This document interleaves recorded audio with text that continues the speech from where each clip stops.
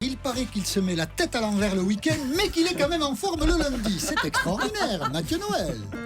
Vous êtes bien informé. Bonjour Mathieu Noël. Bonjour Maxime. Mathieu, d'habitude c'est le moment de l'émission où Jean-Michel décroche. Oui, c'est vrai. Oui. Sauf aujourd'hui, car comme il vous l'a avoué hors antenne, Ah bon? le sujet Diane Shenouda réveille en lui de fort beaux souvenirs. Effectivement, Maxime, vous êtes évidemment trop jeune pour comprendre ce genre de choses. Vous êtes encore, on peut le dire. Vierge? Non, vous êtes... Innocent. Mais oui, cette exposition Splendeur et misère de la prostitution au 19e siècle interpelle Jean-Michel, qui a très bien connu le 19e siècle, puisqu'il était déjà chroniqueur pigiste au Moniteur durant la monarchie de Juillet. C'est vrai. Bien sûr que c'est vrai. C'est notamment lui qui avait couvert l'insurrection des Trois Glorieuses au cœur des barricades. J'y étais. Une insurrection qui lui avait permis de démontrer déjà une neutralité journalistique impressionnante. Rien ne justifie ces débordements. Neutralité et pondération qu'il a conservé jusqu'à aujourd'hui. Jean-Michel, une suggestion pour réformer le Conseil économique et social qui coûte trop cher? Il y a une manière simple de résoudre le problème. Vous supprimez le Conseil économique et social et on n'en parle plus. Allez, ciao. Merci Jean-Michel, J'étais un c'est peu énervé, concis, j'étais un c'est peu énervé concis. ce matin. Ah. Mais Ça arrive. revenons à ce qui nous intéresse donc aujourd'hui au premier chef. Le thème de la prostitution. Exactement, mon coquinou. Et surtout, cette exposition au Quai d'Orsay, une expo qui a reçu, c'est important de le préciser, le label Diane Shenouda, un label éminemment prestigieux qui récompense seulement de manière très sélective les plus beaux événements artistiques du moment. Diane à qui on peut faire confiance aveugle, puisque jusqu'à présent, elle ne nous a jamais quasiment arnaqué. On va rire avec Christophe Avec. Quasiment. Non, c'est vrai que là où... Non, on embrasse évidemment.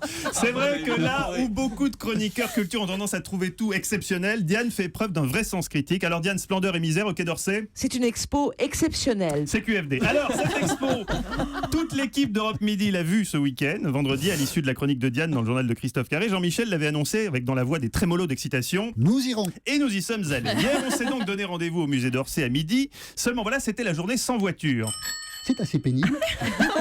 Une initiative de bobo écolo végétalien décroissant bouffeur de quinoa qui a moyennement fait rire Jean-Michel.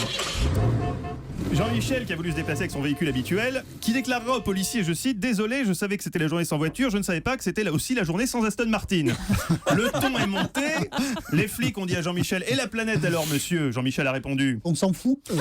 Finalement, il a remisé la DB9 au garage et enfourché un Vélib, non sans signaler aux forces de l'ordre que tout allait à volo dans ce pays. C'est pas comme ça qu'on dirige un État moderne. Midi et demi, Jean-Michel part enfin, seulement voilà, il fait beau, il fait chaud, les jupes sont de sortie et Jean-Michel n'est pas en bois. Faut pas se laisser distraire sur le vélo, une jolie fille passe. Non, il faut regarder devant. Se répète-t-il intérieurement quand soudain il l'aperçoit. Attablé à la terrasse d'un café. Nicole Croisy. Mais non, abruti.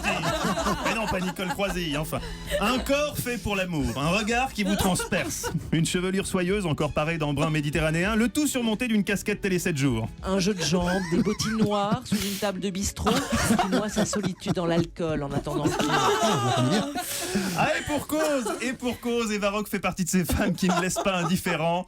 Quand on la voit immédiatement, on ne peut s'empêcher de... Se durcir. Non, de se dire, oula, Je vous en quel prie, journaliste, je vous en prie, quel tout de sacré même, tout de journaliste. même. Non, voilà ce qu'on se dit.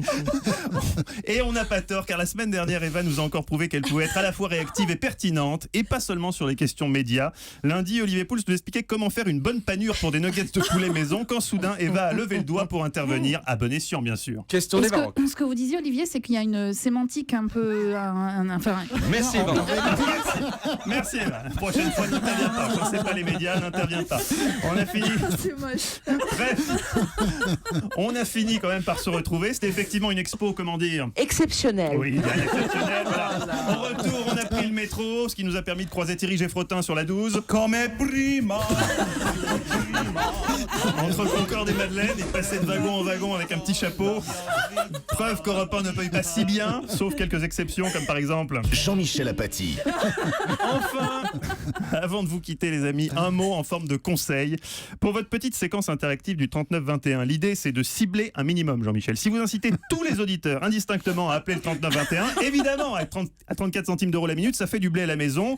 Denis Oliven, que vous appelez... Le président magique. est content, mais le standard est surchargé. Non, il faut cibler un peu plus. Là, vous ratissez trop large. Si vous avez une Volkswagen, une voiture diesel, vous pensez qu'on vous a menti, vous pensez en changer, vous pensez la garder, témoignez. Si vous allaitez, eh bien le 3921 est disponible. Et si vous n'avez pas allaité, vous pouvez aussi nous appeler. Nous en parlons avec plaisir avec vous. Dites-nous quel trieur vous êtes, si vous êtes trieur. Parce que si vous ne triez pas, vous pouvez appeler aussi. Dites-nous comment vous vous triez vos ordures. Si vous ne vous en souvenez pas, appelez-nous aussi. Racontez-nous vos rêves, même si vous les oubliez. Ça nous intéresse. Oui, on s'en fout. Tant que vous claquez 34 centimes, on s'en fout, vous pouvez appeler. Il y a des journées Voilà, qui sont bonnes. donc des belles journées, donc voilà. Économiquement c'est malin, journalistiquement ça l'est un peu moins, d'où la question. Qui a tué la baronne? Mais non. Mais non. Est-ce qu'on ne devrait pas être plus précis dans nos appels à témoins? Voilà, je vous laisse y réfléchir. Jean-Michel, une particularité anatomique que Maxime n'a jamais révélée à personne. Vous en aviez deux, vous n'en avez plus qu'une. Merci. À demain.